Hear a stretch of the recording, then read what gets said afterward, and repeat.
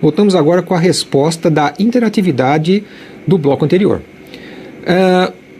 Primeiramente, o aluno deve ter em mente que o gráfico que relaciona custos e quantidade produzida em uma empresa, ela deve ter aquele aspecto que denota os pontos em que essa firma maximiza seu lucro. Então, ele deve ter sempre em mente aqueles pontos em que a curva de receita marginal no mercado perfeitamente competitivo é totalmente elástica e a curva de custo marginal ela vai cruzar no seu ramo ascendente a curva de custo marginal e nesse ponto ela maximiza seu lucro. Como se pergunta que a receita marginal está acima do custo variável médio e abaixo do custo total médio, significa dizer que no curto prazo, mesmo que essa empresa ela tenha um prejuízo porque está abaixo do seu custo médio, ela deve continuar a produzir, ela deve continuar operando porque possui um incentivo em que o preço sendo acima do custo variável médio vai lhe proporcionar condições tais que permitam amortizar os seus custos fixos médios. Então, a alternativa correta desta interatividade é a alternativa E. O lucro da empresa, mesmo sendo negativo, ela não impedirá que a empresa continue a produzir no curto prazo, onde a receita marginal é igual ao custo marginal. Muito bem. Considerando que agora nós temos, a partir da definição da quantidade ótima a ser produzida por uma empresa, também é possível entender a derivação da curva de oferta e, ao mesmo tempo, também podemos agora mostrar algumas análises de combinação entre oferta e demanda em mercados competitivos. Inicialmente, vamos entender como que o produtor ou a firma ofertante ela gera algum tipo de excedente. Chamamos de excedente do produtor toda a soma das diferenças entre o preço de mercado, o preço que é praticado em condições de mercado perfeitamente competitivo e o custo marginal de produção para cada unidade de produção que essa firma poderá produzir ao longo do seu processo produtivo. Então, excedente do produtor vai ser igual à receita total menos o custo variável. Deve-se levar em consideração o seguinte, que excedente do produtor não necessariamente é igual ao lucro, porque o lucro ele considera também o custo fixo, em que vai definir o custo total. Ou seja, o lucro é igual à receita total menos o custo variável menos o custo fixo. Portanto, no curto prazo, o que a gente espera sempre, à medida que o custo fixo ainda é relevante para a operação da empresa, é que o excedente produtor ele deve ser sempre maior do que o lucro. E como que a gente pode analisar o excedente produtor num gráfico? Né? Seja a curva de oferta de curto prazo derivada a partir de todas aquelas condições de maximização de produção e de lucro das empresas.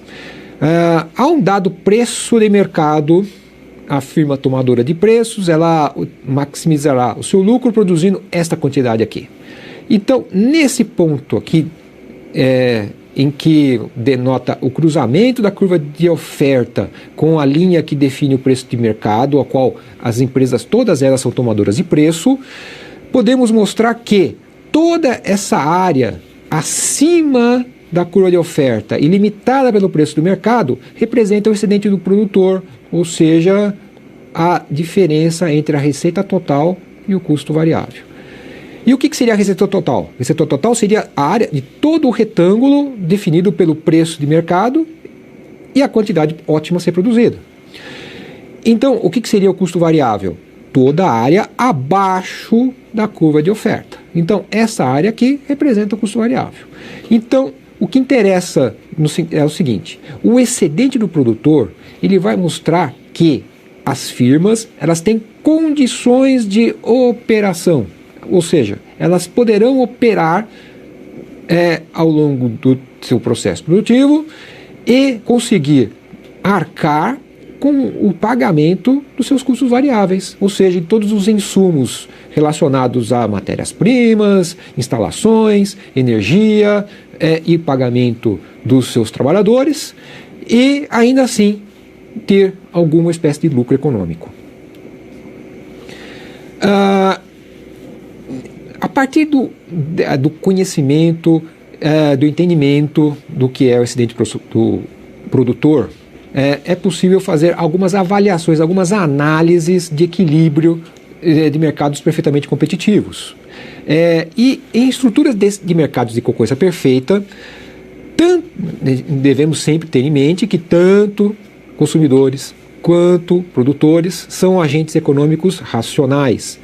Logo, eles possuem um comportamento de maximizar bem-estar no caso de consumidores e maximizar lucro no caso de produtores, no caso de firmas. Como que cada consumidor maximiza seu bem-estar? Retomando, como a gente aprendeu na unidade 1, que há uma necessidade de otimizar a compra de bens e serviços sujeito à restrição orçamentária, ou seja, à renda oferida pelos consumidores. Satisfazendo as suas necessidades, ou seja, a sua utilidade, esses consumidores vão adquirir as quantidades ótimas que lhes satisfaçam. Por outro lado, as firmas vão maximizar seu lucro sujeito a um outro tipo de restrição, que é o custo de aquisição dos insumos necessários para a sua produção de bens e serviços. Juntando as duas necessidades, né, de empresas e consumidores de otimizar e maximizar bem-estar e lucro, podemos ter acesso ao equilíbrio de mercado, ou seja, o ponto em que ofertantes e demandantes eles juntam os seus interesses e cada um deles adquirem as quantidades de oferta ou de demanda e, no caso dos vendedores, a oferta dos bens necessários para atingir os seus objetivos, ao preço dado pelo equilíbrio de mercado. Como visto agora anteriormente, temos a área correspondente ao excedente do produtor, que é a condição de operacionalização das empresas. Mas, por outro lado, também existe a área do excedente do consumidor, que é todos os pontos acima do preço de mercado e que é limitado ao preço máximo que esses consumidores estão dispostos a pagar por uma determinada mercadoria. Nós chamamos o excedente do consumidor de o benefício total líquido que eles têm ao consumir mercadorias ao preço de mercado, sendo que eles poderiam pagar um preço até maior que o preço de mercado. Consumir quantas mercadorias? Aquelas que atendem à sua necessidade de maximização de bem-estar.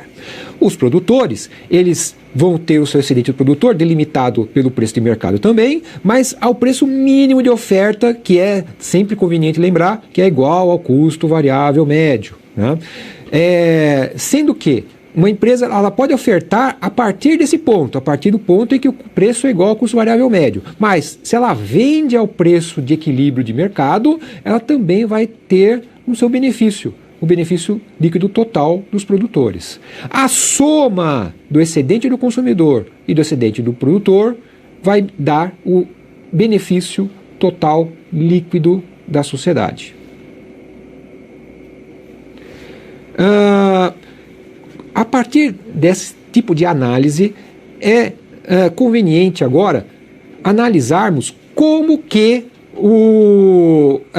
esses excedentes ou esses benefícios, que também são sinônimos, eles variam a partir do momento que exista algum tipo de choque, seja na oferta, seja na demanda.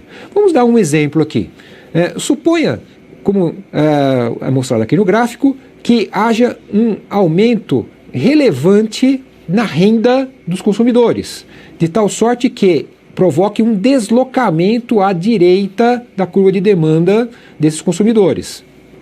Anteriormente, o equilíbrio era dado nesse ponto original. Nesse ponto original, o excedente do consumidor era igual às áreas A e B. E o excedente do produtor era igual à área C. O que vai acontecer quando houver um choque em que a renda aumente? Ao deslocar a curva de demanda, isso vai provocar um novo equilíbrio, imaginando que as condições de oferta permaneçam as mesmas. Nesse novo ponto de equilíbrio, ele vai provocar uma expansão no excedente do consumidor, fazendo com que ele aumente o seu benefício líquido total para esta área F. Então a área A mais a área F vai ser o efeito da variação de bem-estar por conta do aumento da renda. Por que ocorre essa variação de bem-estar? Porque os consumidores vão poder adquirir mais quantidades, o preço de mercado, ok, deu uma subida por conta das condições de oferta permanecerem as mesmas, mas o preço máximo para adquirir essas mercadorias desse mercado aqui também aumentou. Então vai haver uma expansão no excedente do consumidor por conta da elevação na renda. E no caso dos produtores, eles também vão ter algum tipo de ganho. O preço de equilíbrio aumentando vai aumentar as condições de oferta. Eles também vão poder ofertar essa quantidade aqui maior, a um preço maior. Então eles vão poder aumentar o seu excedente, o seu benefício nessa área B e essa área G aqui. Então as áreas C mais B mais G representam o efeito líquido do aumento da renda para os produtores, de tal sorte que o efeito total, o benefício líquido total, vai ser a soma de todas essas áreas rachuradas no gráfico. Vamos agora à interatividade deste bloco. Com relação aos conceitos de excedente do consumidor e excedente do produtor, é correto afirmar que, alternativa A, o excedente do produtor é igual ao lucro econômico da firma. Alternativa B, quanto maior o excedente do consumidor, menor será o bem-estar dos consumidores.